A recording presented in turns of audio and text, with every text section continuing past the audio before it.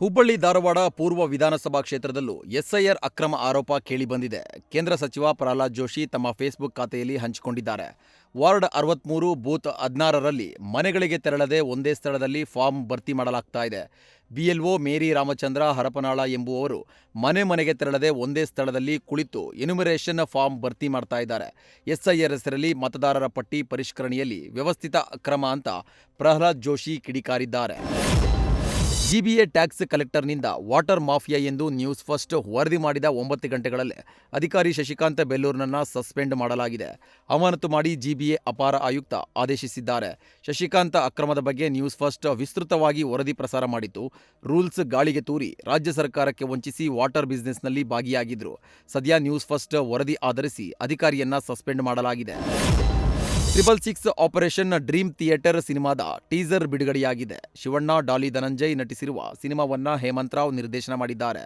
Retro bond ಶೈಲಿಯ ಕಥೆಯಿಂದ ಗಮನ ಸೆಳೆದಿರುವ ಟೀಸರ್ನಲ್ಲಿ Shivanna spy agent ಆಗಿ ಕಾಣಿಸಿಕೊಂಡಿದ್ದಾರೆ.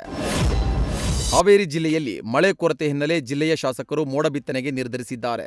ಜುಲೈ 7ರಿಂದ ಜಿಲ್ಲೆಯಾದ್ಯಂತ 3 ದಿನ ಮೋಡ ಬಿತ್ತನೆ ನಡೆಯಲಿದ್ದು, ರಾಣೆಬೆನ್ನೂರು ಶಾಸಕ ಪ್ರಕಾಶ್ ಕೋಳಿವಾಡ ವಿಶೇಷ ವಿಮಾನದಿಂದ ಮೋಡ ಬಿತ್ತನೆ ಮಾಡಲು ತೀರ್ಮಾನಿಸಿದ್ದಾರೆ. ಮಂಗಳೂರಿನಲ್ಲಿ ಚಿನ್ನದ ವ್ಯಾಪಾರಿಯ ಕಾರು ತಡೆದು ದರೋಡೆ ಪ್ರಕರಣಕ್ಕೆ ಸಂಬಂಧಪಟ್ಟಂತೆ ಪ್ರಕರಣದಲ್ಲಿ ಆರೋಪಿಗಳಿಗೆ ಸಹಕರಿಸಿದ 3ರನ್ನ ಬಂಧಿಸಲಾಗಿದೆ.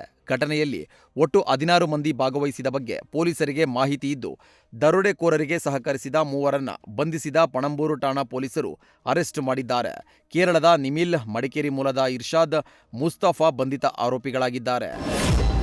ಬಿಎಂಟಿಸಿ ಕಂಡಕ್ಟರ್ಗಳ ಕಳ್ಳಾಟಕ್ಕೆ ಸಾರಿಗೆ ಇಲಾಖೆ ಬ್ರೇಕ್ ಹಾಕಿದೆ. ಖಾಸಗಿ ಕ್ಯೂಆರ್ ಕೋಡ್ ತೋರಿಸಿ ದುಡ್ಡು ಹೊಡಿತಾ ಇದ್ದವರಿಗೆ ಬ್ರೇಕ್ ಬಿದ್ದಿದ್ದು, ಇನ್ಮುಂದೆ ಪ್ರತಿ ಟಿಕೆಟ್ಗೂ ಪ್ರತ್ಯೇಕ ಕ್ಯೂಆರ್ ಕೋಡ್ ಇರಲಿದೆ. ಇನ್ಮುಂದೆ ಎಟಿಎಂ ಮಷಿನ್ನಲ್ಲಿ ಕಾಣುವ ಕ್ಯೂಆರ್ ಕೋಡ್ ಮಾತ್ರ ಸ್ಕ್ಯಾನ್ ಮಾಡಬೇಕಾಗುತ್ತೆ.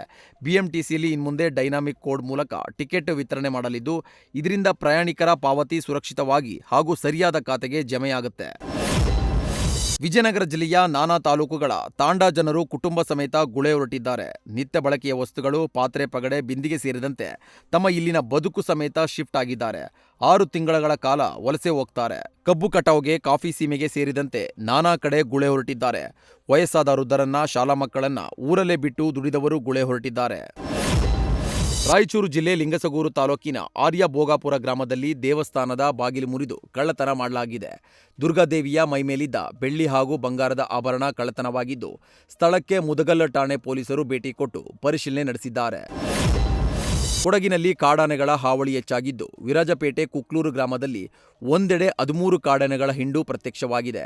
ಕಾಡಾನೆ ಹಿಂಡನ್ನ ಡ್ರೋನ್ ಕ್ಯಾಮೆರಾದಲ್ಲಿ ಸೆರೆ ಹಿಡಿಯಲಾಗಿದ್ದು, ವಿರಾಜಪೇಟೆ ಮಡಿಕೇರಿ ರಸ್ತೆಯಲ್ಲಿ ಎಚ್ಚರಿಕೆಯಿಂದ ಓಡಾಟ ನಡೆಸುವಂತೆ ಅರಣ್ಯ ಇಲಾಖೆ ಮನವಿ ಮಾಡಿದೆ.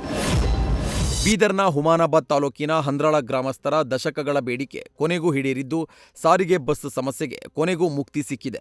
ಸಾರ್ವಜನಿಕರ ಮನವಿಗೆ ಸ್ಪಂದಿಸಿದ ಶಾಸಕ ಡಾ ಸಿದ್ದು ಪಾಟೀಲ್ ಗ್ರಾಮಕ್ಕೆ ನೂತನ ಸಾರಿಗೆ ಬಸ್ ಸಂಚಾರ ಕಲ್ಪಿಸುವಂತೆ ಸೂಚನೆ ನೀಡಿದ್ರು.